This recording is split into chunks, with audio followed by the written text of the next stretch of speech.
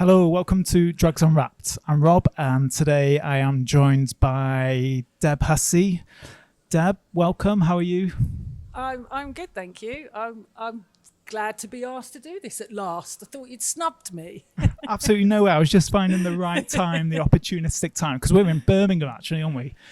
We are here on the eve of our Turning Point's third SaferLives conference. So it's a conference that looks at sort of interventions to reduce drug deaths. So yeah, really looking forward to it. Very, very busy day today, obviously, but always make time for you. Fab. No, thank you so much, Deb, for doing this. Yeah, we'll get onto the SaferLives conference in a bit. Yeah, we were just saying just before we were recording, you got a really cool lineup, and obviously, Thank you. we'll, I'm really pleased with it. Yeah, we'll get into that. I think most people, to go back and obviously focus on you, Deb. I think a lot of people within the harm reduction field would know of you. Ooh, that's very kind. I'm not sure that's true. Yeah, I think you're definitely kind of one of the people I would say a lot of people look to in terms of just anything and everything to do with harm reduction. And I know we've never really sat down and kind of had a conversation really in terms of just drugs in general, really. But love talking about drugs. So to go to the start then, so what is your background in like harm reduction? Like, why is it a field that you ultimately ended up kind of getting involved in? So to go all the way back, my introduction to harm reduction, although I didn't know it was called harm reduction then, I weren't familiar with the term, was around my own drug use. So I vividly remember the first time I was ever given any harm reduction advice. I was in hospital with a DVT, with a deep vein thrombosis caused by injecting, and a really young doctor just sat me down and gave me all this safer injecting advice, and it blew my mind because no one had ever given me any harm reduction advice before, ever. And it was a game changer, and that always stayed with me.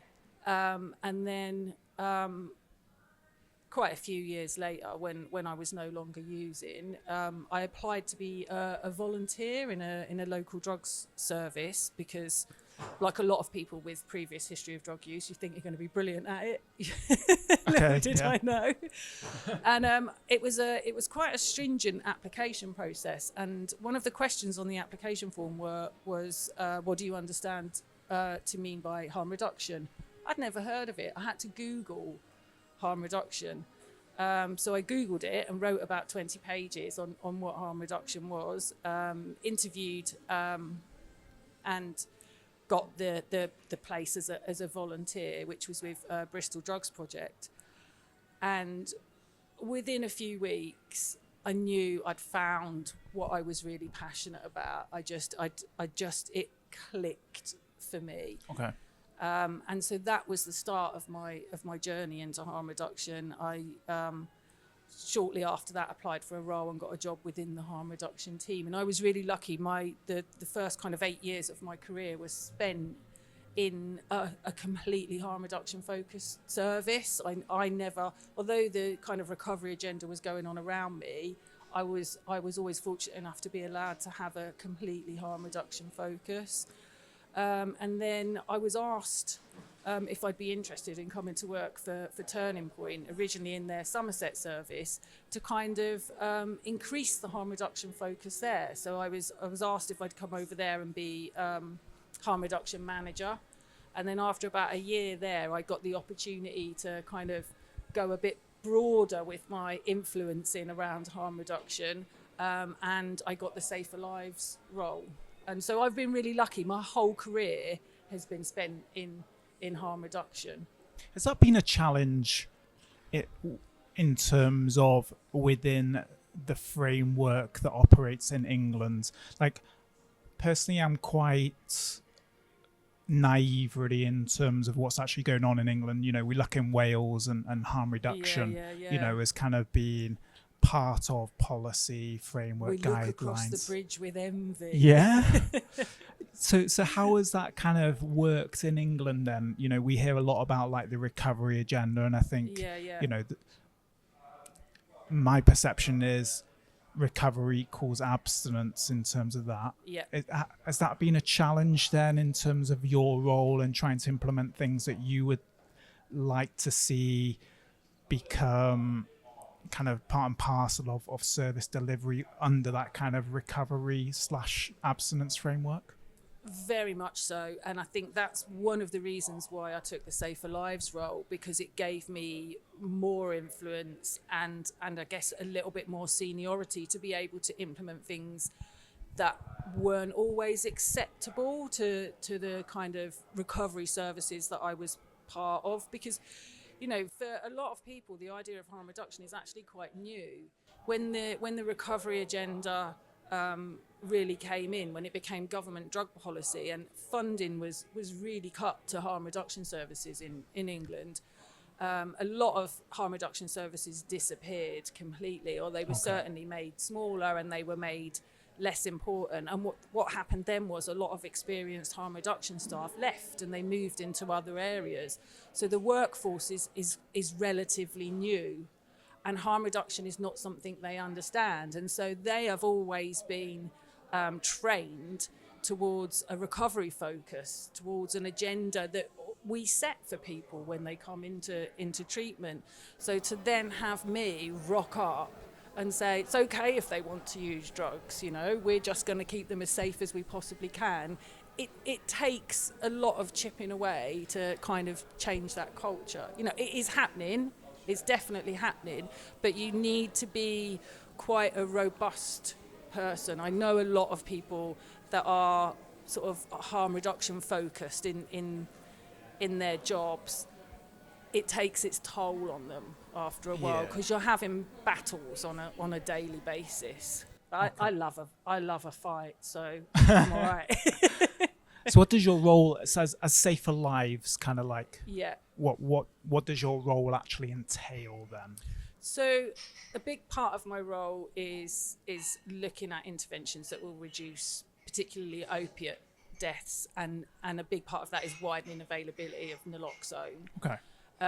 But I also have a huge involvement in Turning Point's harm reduction strategy, which, you know, we have massive plans for that, and that's what I'm really thrilled about, to be working for an organisation that really supports harm reduction. And, you know, like all organisations, you know, we don't always get it right, but we're really looking to improve in that area, and I feel really lucky that they kind of trust me to have that you know, really significant involvement in kind of upping our focus on harm reduction. And, you know, the SaferLives conference is one example of that. Yeah. Do you know, you talked about, in terms of harm reduction services, kind of their funding being cut then. Would you say that's played a massive part in relation to the rise in drug-related deaths? 100%. When I deliver Naloxone training, which sadly I don't get to do it as much as I used to, it's something I absolutely love doing. I use a graph that shows the drug deaths from 1993 onwards. And you get to kind of 2010, 2012, where the recovery agenda really kicked in, and you see the significant rise in drug deaths. You see a short plateau where Naloxone, 2015, when we were allowed to give Naloxone out, and I think that's because we bombarded the market with Naloxone. Yeah. But it's really, really noticeable.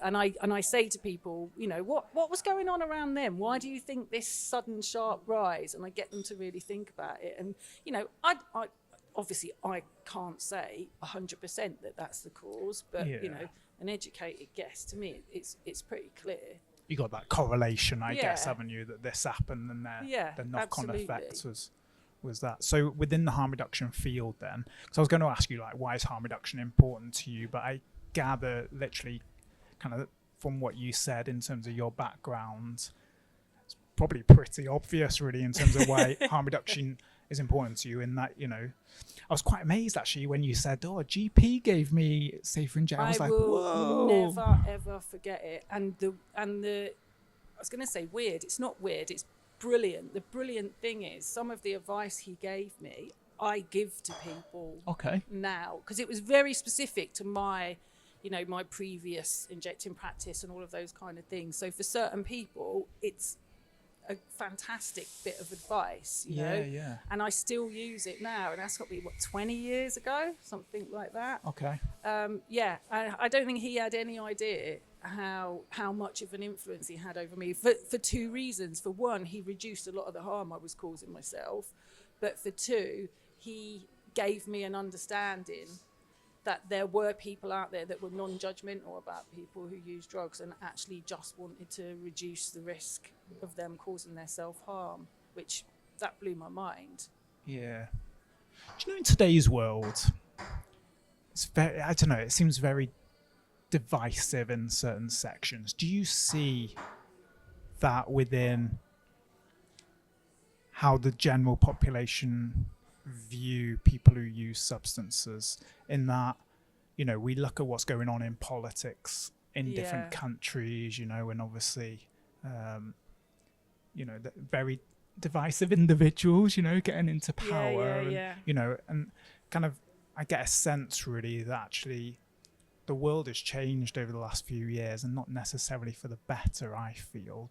Do you feel, in terms of, you know, that fight against stigma, and that kind of fight in terms of actually getting the general public to view people who use substances as people, is getting harder? I feel like it's just got harder and harder, and that doesn't seem to be easing, if you get what I mean. I think the media need to take 99.9% of responsibility for this, like the way that they report about people that use drugs. If I see zombie used to describe yet another drug, it's crazy, isn't it? Yeah, I'm going to, I don't know what I'm going to do. I'm going to paint myself green and run down the street, so that means I'm definitely going to do it, because, you know, they use, even the government used zombie when it reclassified xylazine.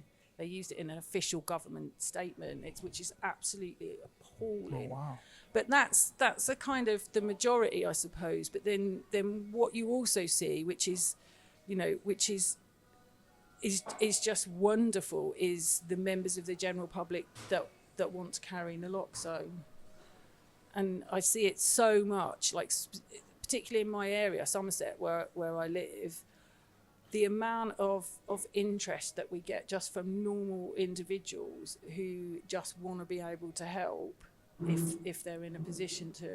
So, you know, that gives me a glimmer of hope but it's the media that we need to work on, because that's where people learn about stuff like this. If they don't have personal experience of it, then it's coming through the telly or off the internet or in their newspaper. Yeah, absolutely. It's their main source of kind of information, isn't it? Really, with that. In line with that, then, what would you say is the biggest challenges within the harm reduction kind of field? Would you say kind of like trying to minimize and eliminate stigma is one of them, or do you see other things as being some of the biggest challenges we face? I think stigma is massive. I think stigma is massive for various reasons. You know, we know it disproportionately affects people that use alcohol and drugs. We know what that effect is. We know it increases their substance use. It makes them less likely to come into services. You know, so stigma is definitely a massive one. The other thing is time, because we're in the middle of a contaminated drug crisis and things take too long to change, and we need to change things now. You know, we need to be having changes in legislation that allow us to open, for example, more overdose prevention centres, more city centre drug checking services, all of the things that we know what the solutions are. Yeah. And everyone's just talking about it. I mean, look how long it's taken for this naloxone legislation to be updated to widen who can give it out. I think I was still at Bristol Drugs Project when I first completed the initial consultation. That's like 3.5 years ago. Okay. we need to act now. Yeah, that's it. Yeah, getting things over the line seems to take quite a lot of time. You look at like the Glasgow consumption room. You know, there's a time. What was it? September was it originally? I remember seeing Kirsten talk at the HIT conference last year, and she said, "Oh, when I come back next year, I'll be able to tell you that it's opened." But she couldn't because it hadn't opened yet. And you look at the one in Dublin as well, because that got kind of tendered and it got commissions to Merchants Quay, and I don't think that's open yet. I'm not sure. It will be now or now abouts. Yeah, but that was meant to have opened probably at least a couple of years ago. Oh God, isn't it? yeah. No, I remember. I was at BDP then, and I can remember it was all really exciting, and it was like, yay, Dublin are getting an overdose prevention centre. And then I think there was lots of resistance from kind of local businesses and stuff like that, and that goes back to stigma. You know, absolutely. we don't want this on our doorstep. Yeah, absolutely. So you talked about in terms of going back, members of the public wanting to carry naloxone. So obviously you've been part and parcel of setting up the naloxone click and deliver services in certain localities. So you got it in Somerset and Lincoln as well? So we've got it in Somerset, Hereford, Lincoln and Leicester City Leicestershire and Rutland go live on Monday. Fab. And that awesome. All came about because of a tweet that you did. Don't even remember that tweet, to be honest with you. You did a tweet saying you were launching Click and Deliver Naloxone and you were thankful to your Scottish colleagues for their help and you'd like to pass that help on to English colleagues. And it's like, I didn't need to be asked twice.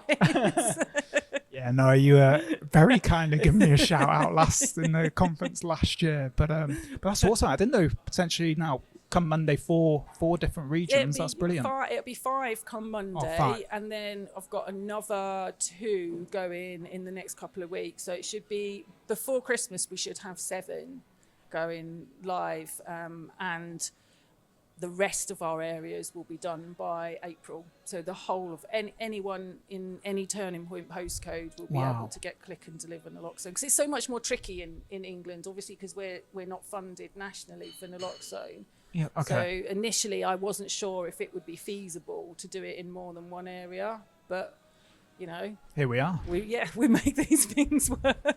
That's amazing. So you finding that you're getting, because I know for us we probably get, I would say about 25% of our kits are going to the general public. Are you finding in terms of that you are just getting members of the public getting their kits? Members of the public, friends and family of people that use or are at risk of overdose, and some professionals, and then a few people that are at risk themselves and aren't in touch with services. So it's it's all the target areas that I was looking at. I really wanted friends and family of people that are at risk of overdose. That was why I really kind of pushed for it at the start, and it's turned out exactly as we hoped. Just trying to get it, just anyone that's going to be in a position to use it will have a kit. That's the goal, isn't it? Absolutely, yeah. So when you say all of your areas, is Turning Point just England, or do you operate? No, we're just England. Turning Point Scotland is our distant cousin. Oh, right, okay, but it's a little bit separate. Yeah, with that. So for you, Deb, then. Yeah, I'm really intrigued by the answer to this. So for you, what would you say is your biggest achievement then within your kind of like professional career within harm reduction? I mean, first of all, having a career, I think is I like that. It still blows my mind sometimes to think of where I was and where I am now. Okay. I'm going to be chairing a conference tomorrow. You know, believe it or not, I was a very anxious, very shy person. What? Some you stage serious? in my life. So, you know, that in itself, there's one thing that really stands out for me, I think, that I'm really, really proud of. It was quite a few years ago now. And I was working in a needle exchange, and a young man came in, and he just walked out of abstinence-based housing. and he'd come in to pick up syringes for injecting heroin, and I offered him naloxone, and he absolutely didn't want it. And so we sat and we had a really, really, really long conversation.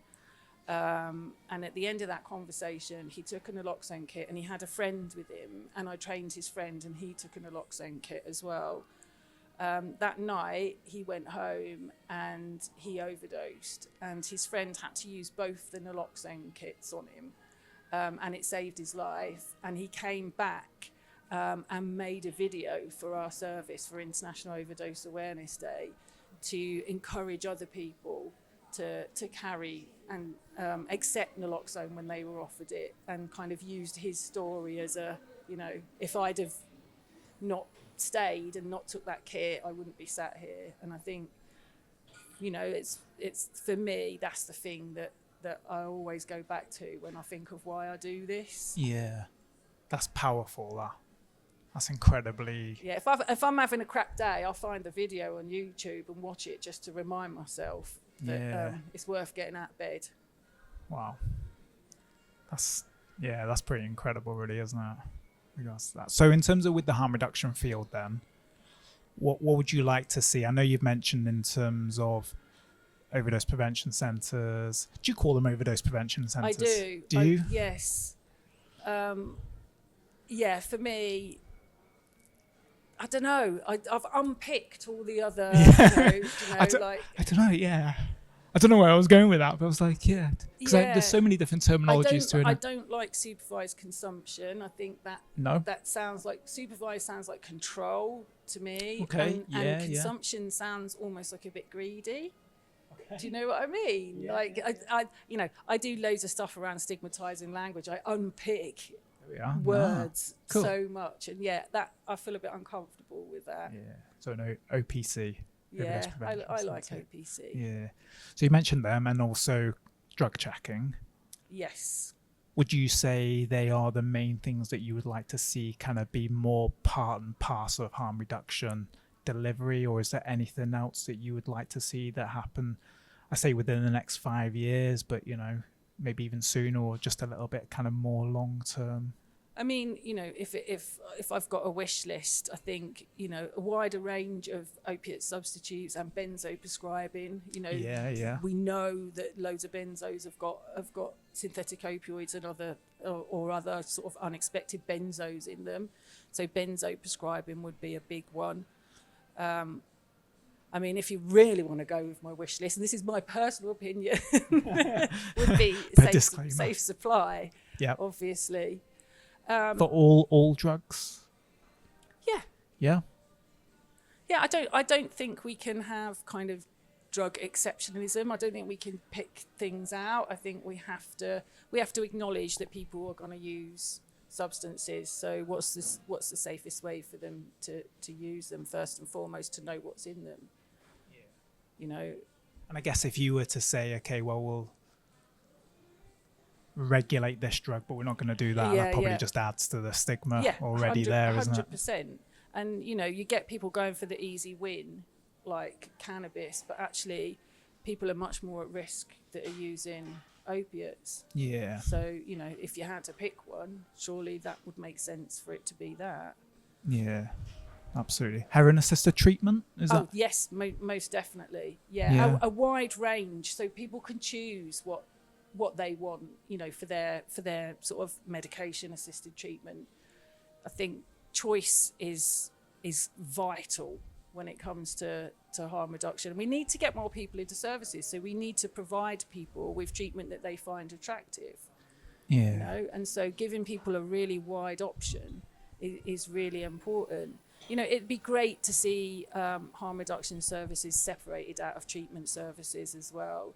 Okay. You know, the amount of people that come into needle exchange and you say, you know, how often are you using? Oh, once a fortnight on payday.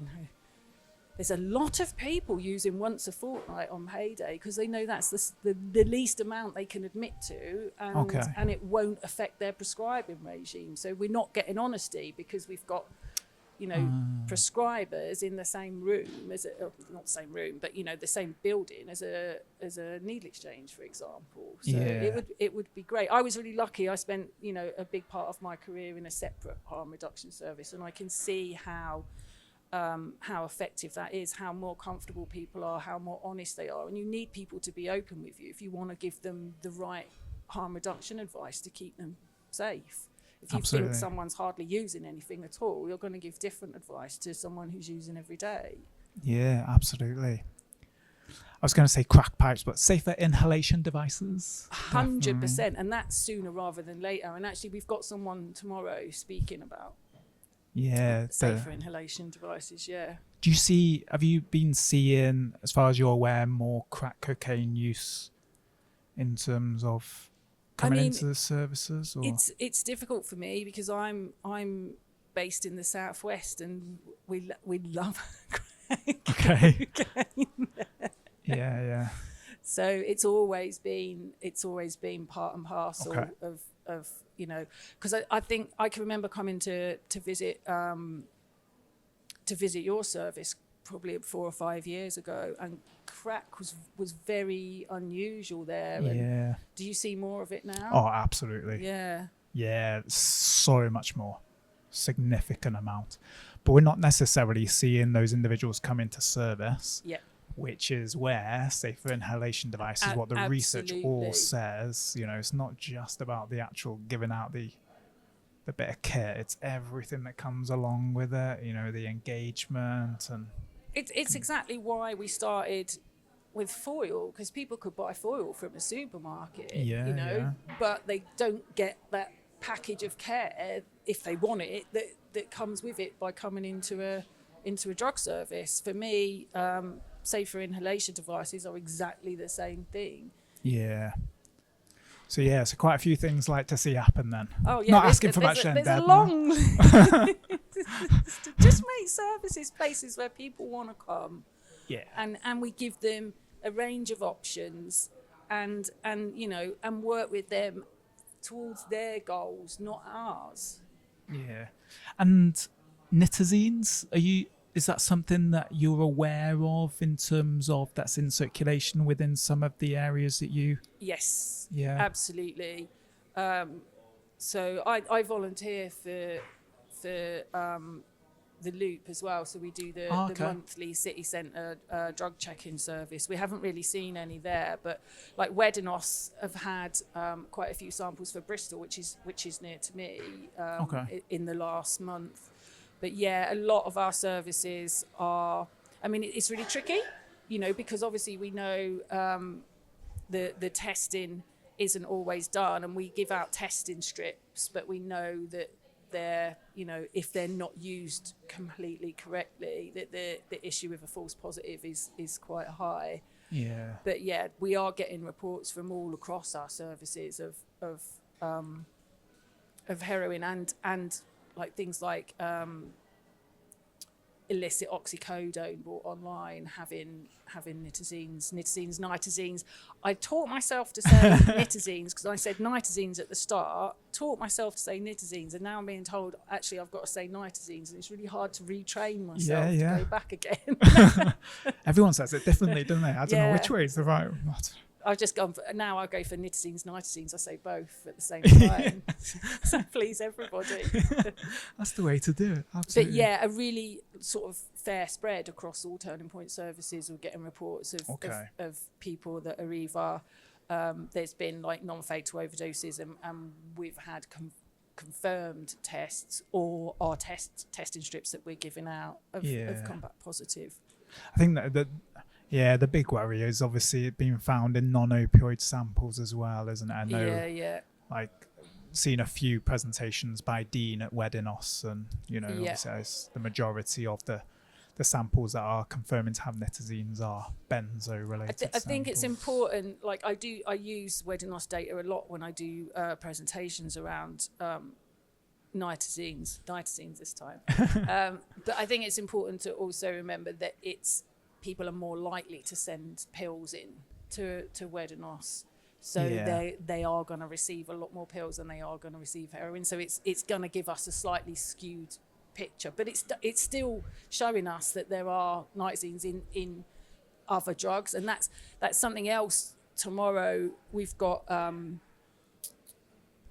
Alistair from Cranston talking about, like, I really wanted him to talk about how he's reaching out to people that aren't traditionally going to access drug treatment services. So those people that use drugs other than heroin and crack and alcohol, and getting those harm reduction messages to them, because that's something that we need to be able to do now. There's a whole kind of new cohort who are at risk of, or more risk of, overdose than they ever were before. Absolutely, yeah. So the Safer Live conference, so obviously that's tomorrow as we're recording. So obviously you mentioned a few already, but what else can we expect from the conference, and why do you feel it's important to put these kind of events on? So just to kind of go back to the start of Safer Lives, I guess this is the third one, the first Safer Lives conference, it was very much just to highlight the issue of opiate deaths. But what we saw at the first one was how people were really learning from each other, and people that had faced sort of barriers in sort of implementing certain things, like, for example, police naloxone carriage, were connecting with other people that had managed to sort of circumnavigate those barriers, and then they were helping each other out to move those kind of things forward. And that's what became more of a focus for me, I think, was for us to connect and learn from each other, because actually there is some really great harm reduction stuff going on all over the country, but other people don't know about it. So it's about kind of sharing that really good practice, and also the barriers that people came across and how they overcame them, so other people can then do that themselves. So for me, that became the kind of not the focus, because obviously reducing drug deaths is always going to be the focus, but it became a big part of it to encourage those collaborations and the learning from each other. And so tomorrow I really had a focus on that when I was kind of thinking about who we wanted to speak at it.